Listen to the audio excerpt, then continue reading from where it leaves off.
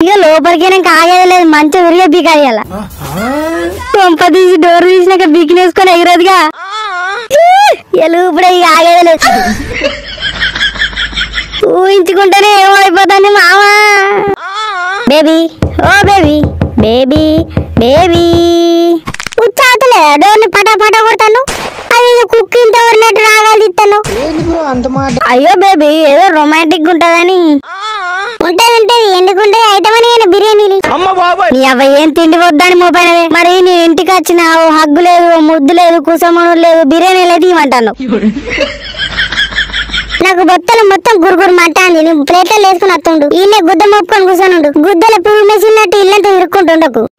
సరే సరే పోయి నీకు దెంగు తినుడు కావాలి ఫస్ట్